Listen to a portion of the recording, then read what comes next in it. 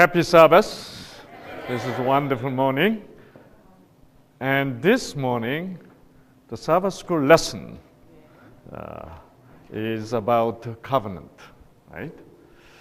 I'm always confused whenever I read about what's the difference between old and new covenant and so on. And it's tough for me to understand. I read about this again. Again, I'm sort of confused. And now, I have a very simple understanding on covenant. What is covenant after all? It is God's what? God's will. What God wants to do for us. That's covenant. It's so simple. Okay, yeah.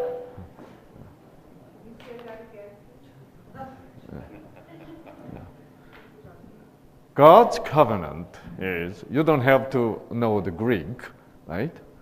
Diadecte or whatever, okay. God's covenant means it is His will for us. Amen. Simple. Amen. There's something He wants to do for us. In a way, it is what? It is His promise. Even before we promised anything for Him. Okay? So it is God's promise. It is God's will. And there's something He wants to do for us. That's covenant. Okay. And Ten Commandments and all the Moses law was His covenant. You know? Yeah. His covenant.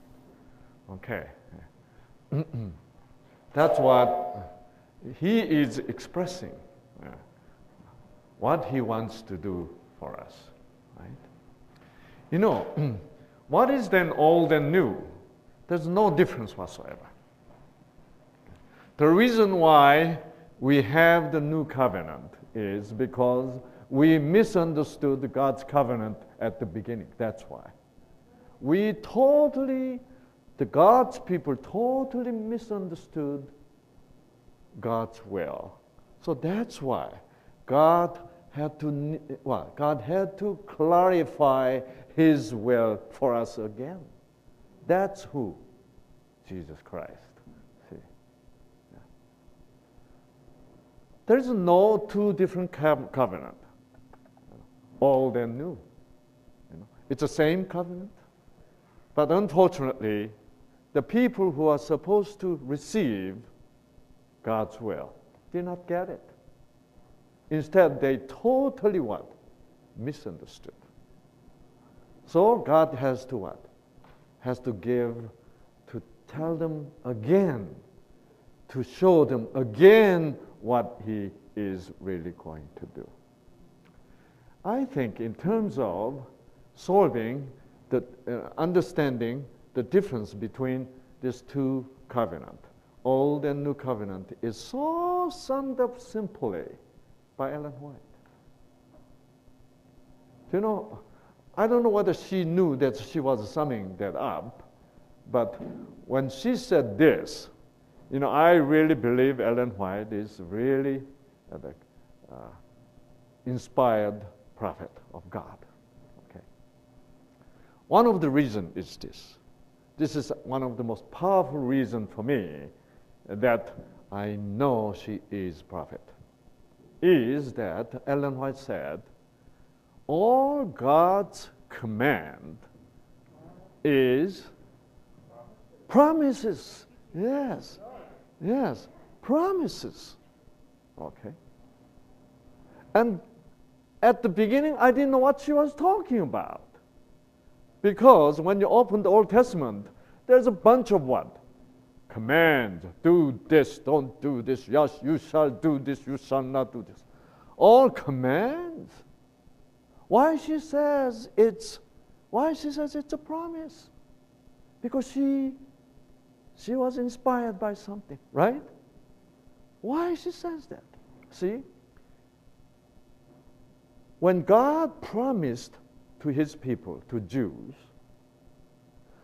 Jews received that promise as what?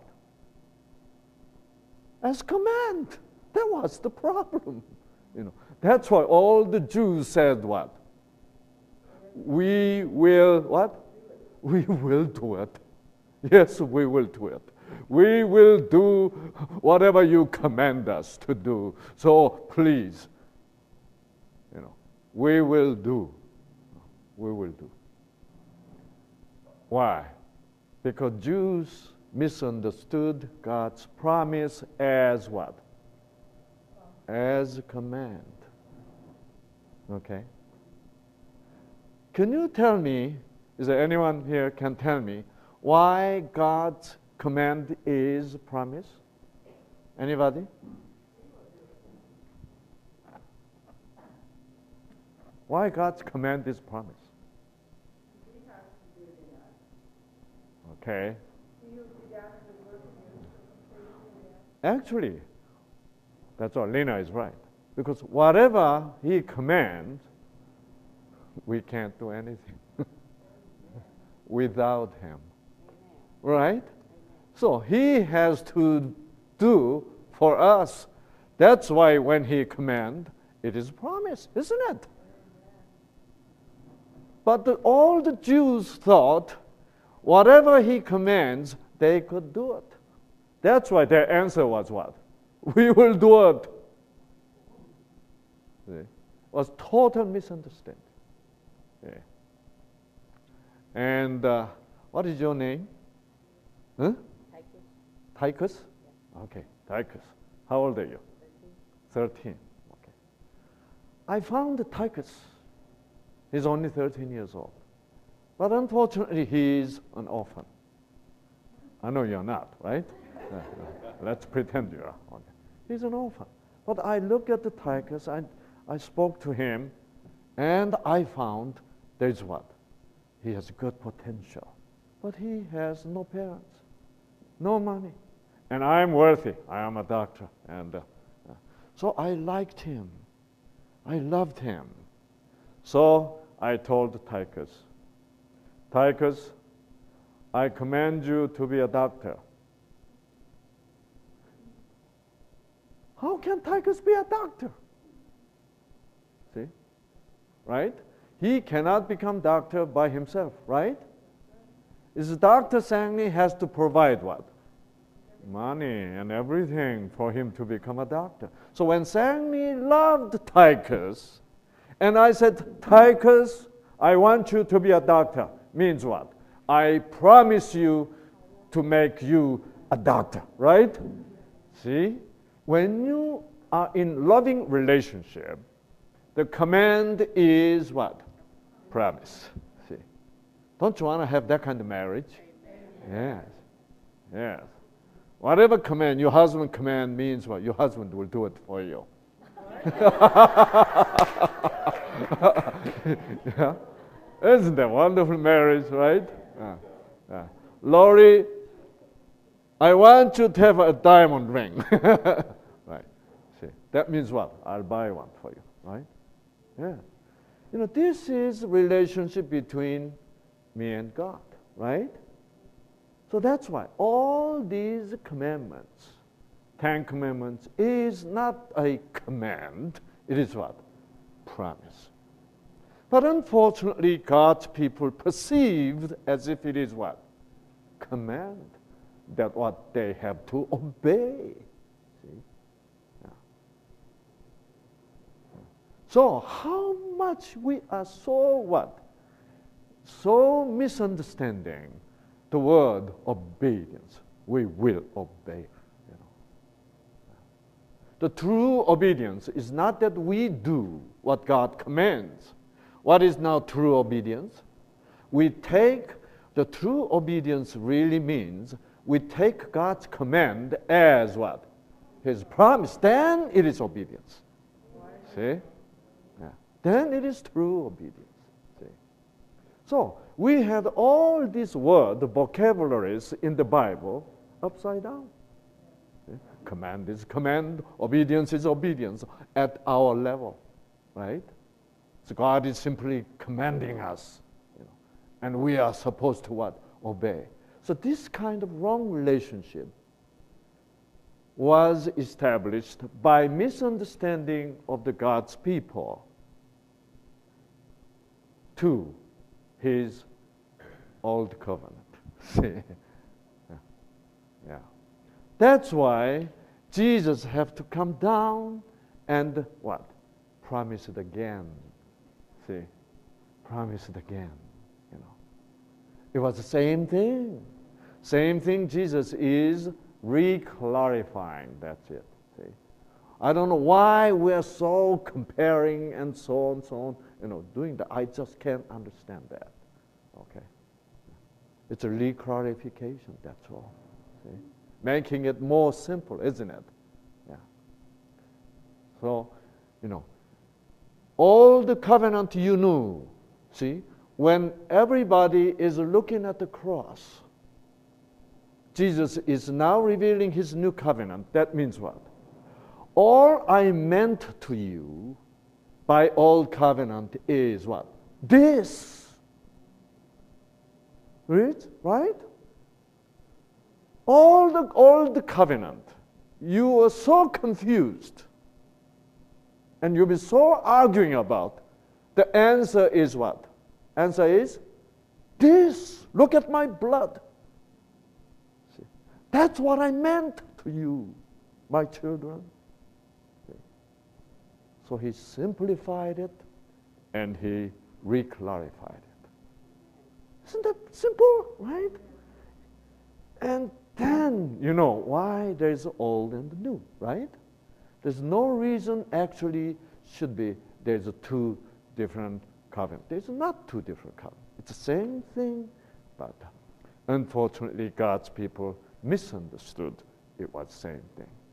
And that's why I'm so happy with Ellen White, because she is really the one who completely so simplified that I haven't seen anyone saying that yet. You know, all the command of God is promise. See, what a beautiful statement. That just gave me peace of mind. You know. Wow. So, Tychus, you are going to be doctor, okay? Then Tychus says, thank you. Instead of what? I'll try. Yeah, that's right. You got it right? Yeah. So there are so many Christians saying, Herbert, you be a minister.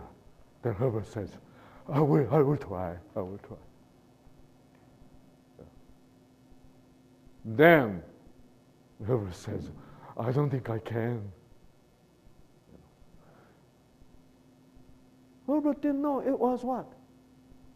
Promise.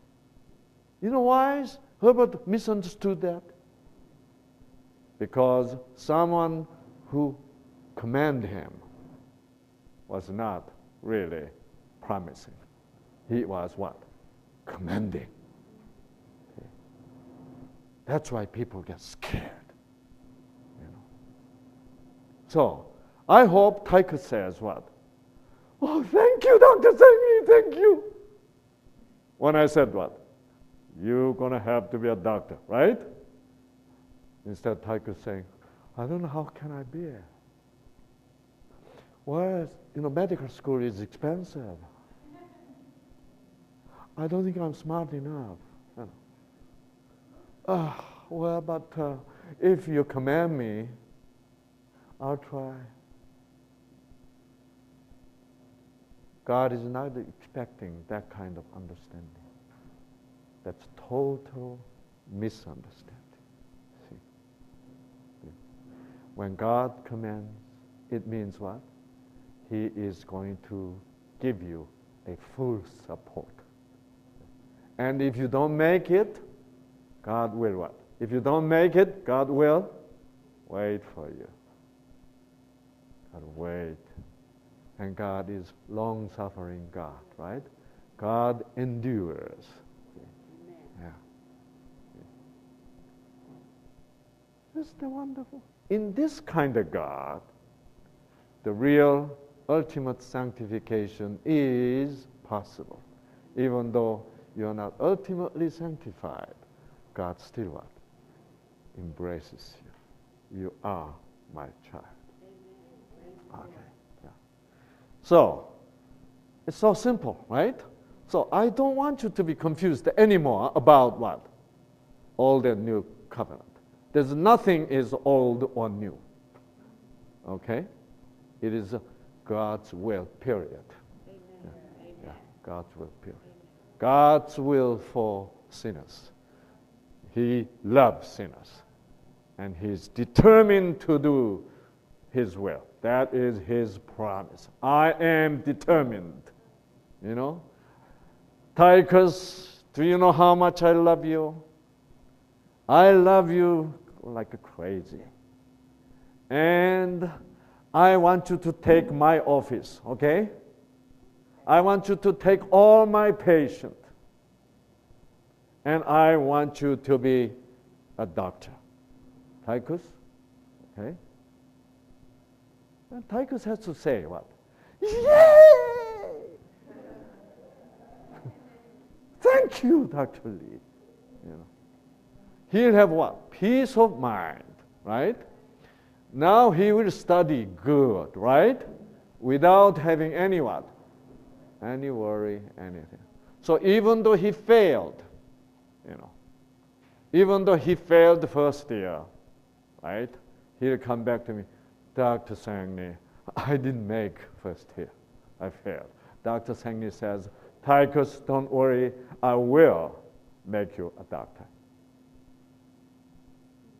And Tychus would say what? Yes, thank you. What a relationship, right? What a relationship. We have that relationship with God. You know? Amen, right? Yes, this is wonderful. Okay. Like a Ten Commandments. Like thou shalt not murder. Thou shalt not commit adultery. You know, thou shalt not steal. Okay. Is this command?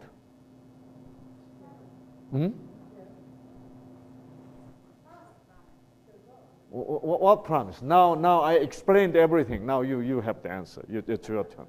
Okay. You seem to be very happy to listen to me. And let me now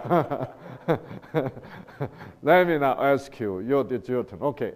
So it's why it is promise? Because He promises, I will give you intimacy in all of your relationships, and I promise. Okay. Don't get that complex. Okay. Yeah. Okay. And Can you give me the spark? no. Wait a second. Wait a second. When he say, thou shalt not commit adultery, thou shalt not steal. Why it is a promise? What kind of promise is that? That's His will. His promise is going to give you the strength to do that.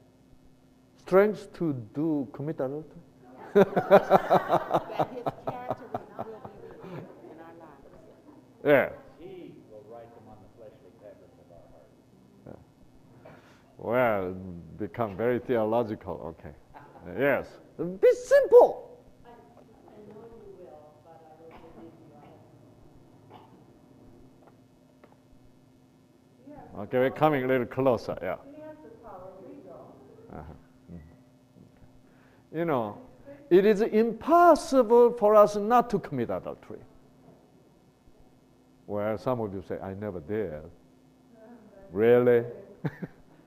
Really? According to Jesus, we're all what? Adulterers. See? We all are. When you look at what? Someone, wow. You commit adultery already, right? Yeah. Because he's not your husband. She's not your wife. You commit adultery. Yeah. Right? So it's impossible. Impossible for me. It is just like it is impossible for Tychus to become a doctor, right? Because he's an orphan. Yeah. Nobody can support him. So, same thing. then what is it? Just apply the Tychus principle.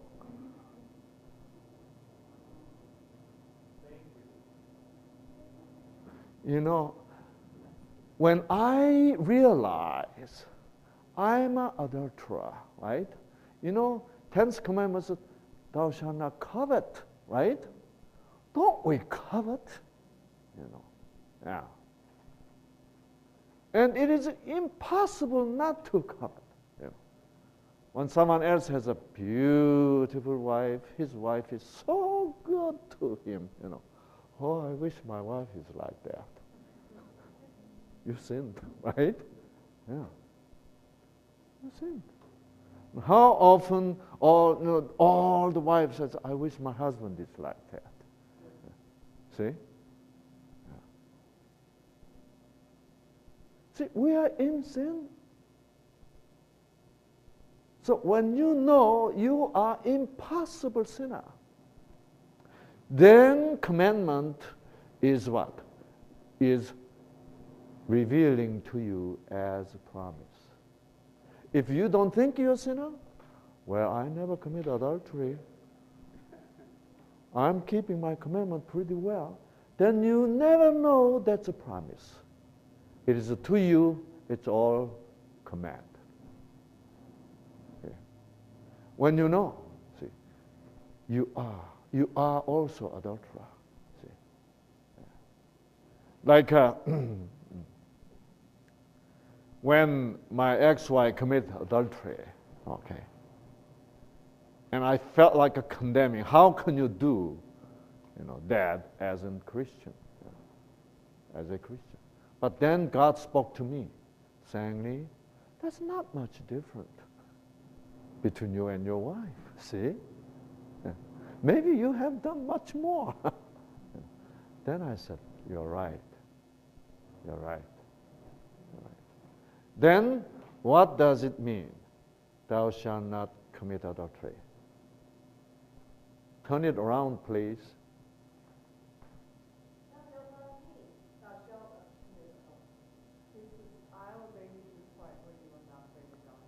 That's right. I will help you.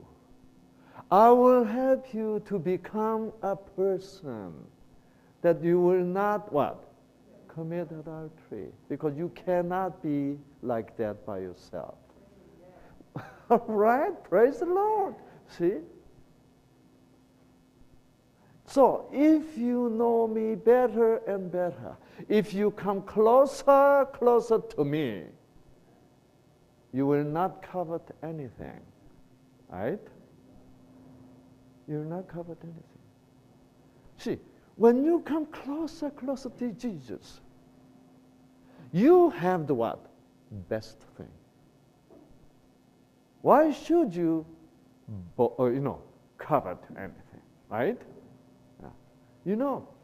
Before I became a Christian, I was so covetous of Mercedes-Benz.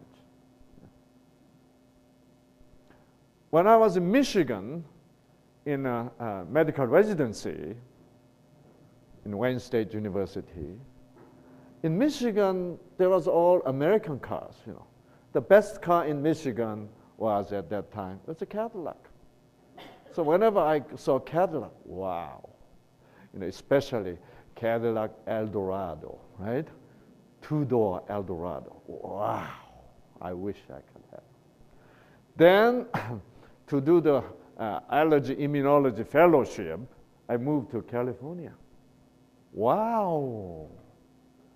There's a strange looking cars, which I haven't seen any time before. What's that? They say, Mercedes. What's that? That's a BMW. I never heard about that, What's that? That's a Porsche. How much? $40,000. $50,000. Wow. Wow. And then I begin to covet that, I wish. And I covet Mercedes so much. So whenever somebody drive by Mercedes-Benz, it was so stressful. When you covet, it's so much stress, that. And then I felt, am I going to be able to drive that car before my death? Really? And I felt if I don't make that car, if I don't, end up buying that car, and I own that car, I felt like I wouldn't be able to die with eyes closed. Really, I felt that way because, how lucky they are, to be able to drive Mercedes in their lifetime. Boy, so it was so stressful. Finally, I opened up my practice. It was shockingly going well, Boy, patients just, coming in, and I could project my income just, So my income at that time was what? It was 1982, or 21 years ago. You know how much? Actually, I opened my office in 1976. Yeah. So in 76, late 70s money, I was making almost $700,000 a year. Today's money, it's what? About $1 million. You're probably wondering, how can a doctor make that much money? I had so many patients. I'm an allergy specialist. Okay? Allergy specialist, if you have a patient, you can make money. You know how? You don't have to work that hard, because when you have like 1,000 patients, right? And they never go away. They belong to you. They can never go away. Why? They have to come to your office, have an allergy shot every week. Many of them have to come, almost 30% have to come twice a week. Okay. Each visit, it is what? $10, right? I don't have to see them. Okay. Can you imagine? In one day, 300 people receive the shot, right? It's what? $3,000 in one day for you doing anything. That's why $700,000, $1 million is possible.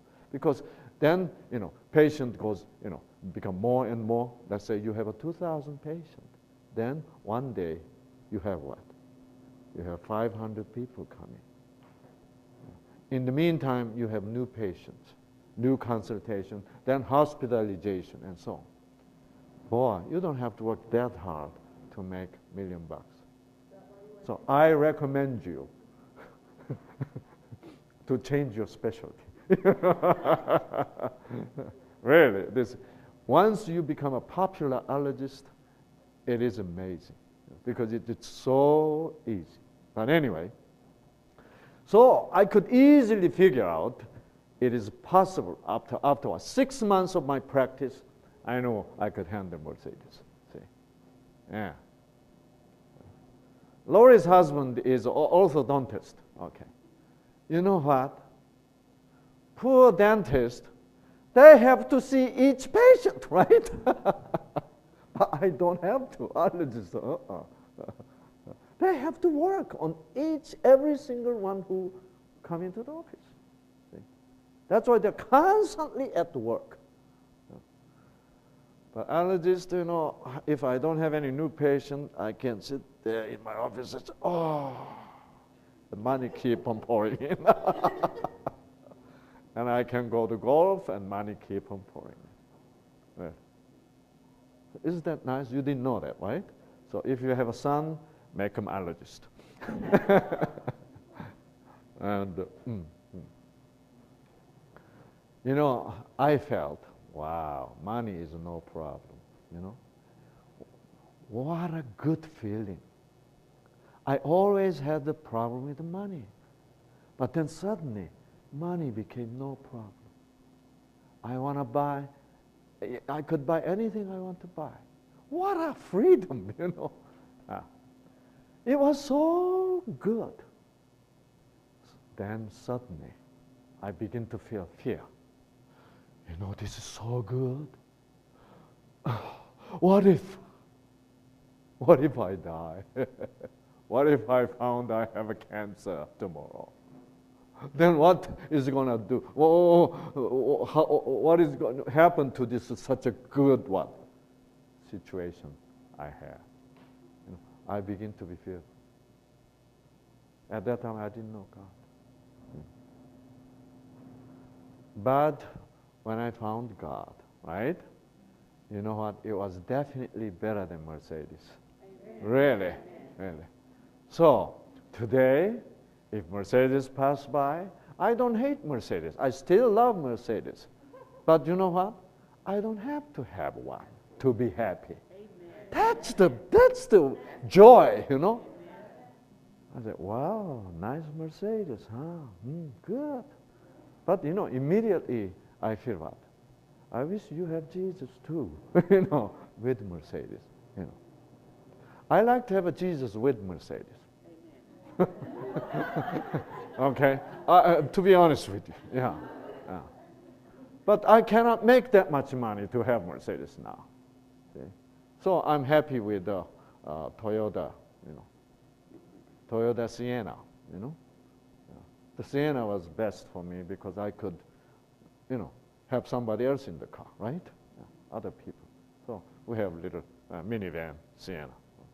Very nice car, very nice. So it is because I don't have to try so hard not to be covetous, right? So indeed, it was 10 Commandments, thou shalt not covet Mercedes, right? Thou shalt not covet Mercedes. Was fulfilled. His promise was what? Fulfilled. Because he came into me and he made me a person not to be covetous for Mercedes anymore. He fulfilled his what? His promise by his command. He did according to his command. Wow. See, this is joy of being a Christian. See, yeah, real joy. Yeah, and so, you know, I wish I had more money, really. To have a lot of money and a good Christian, that's the best. Okay, I don't deny that. You know, but if I have money now, a lot of money, I don't have many places to spend. You know.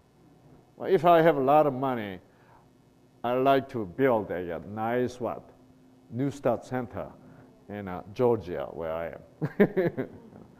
Nice weather and beautiful area. And, but okay, let's forget about the New Start Center. Okay, but then I have a lot of money. I couldn't spend that, you know. Where can I spend?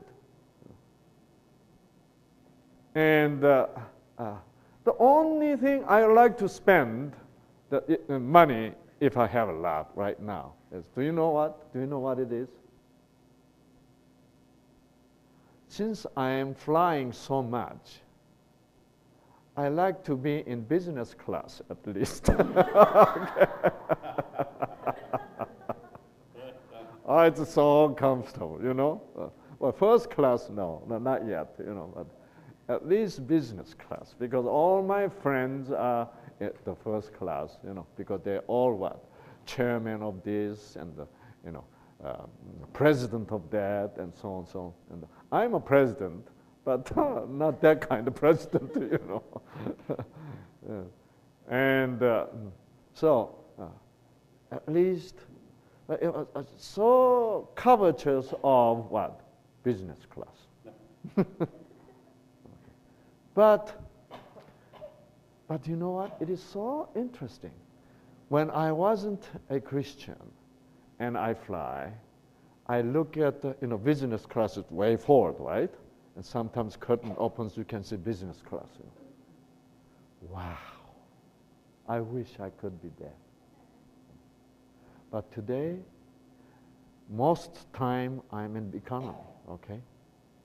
But sometimes I can get onto business class because I have lots of mileage, So when mileage is enough accumulated, then I can upgrade, So sometimes I get in. It's nice, It's really nice. But I have peace of mind if I look at the business class today from economic class. Yeah, that's good. But you know what? No, I'd rather have a Jesus in economy class and in business class without Jesus, right? See, that solves all the stress problem, really. Wow. It's a wonderful feeling, because I know how much I was covetous. I know how much I was so frustrated that I can't be at that business class, But not anymore, And also, I'm on my way to heaven, which is a special class, right? Unbelievable class. So no problem, So it's, Christianity has to be really real in your every moment of life. Really real. Okay, let me open Bible. Daniel chapter 7. Daniel chapter 10.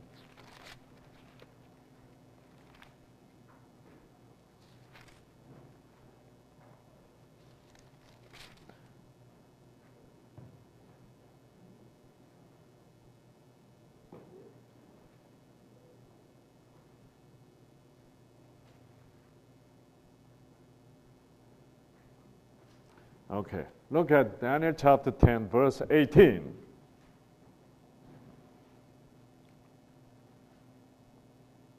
Now, verse 19. Let's see, verse 19. And this is the scene Daniel was receiving revelation, okay? It was a revelation of what kind of revelation? What he was being shown. You don't know? Daniel is being shown horrible persecution. For how long? 1,260 days, yes. The God's people will be so persecuted, right? And Daniel saw that even beforehand, and he passed out. He was totally pooped. He was so scared. And how can that be, And he almost lost his mind, He just collapsed. Okay. There's no strength, no energy. Okay.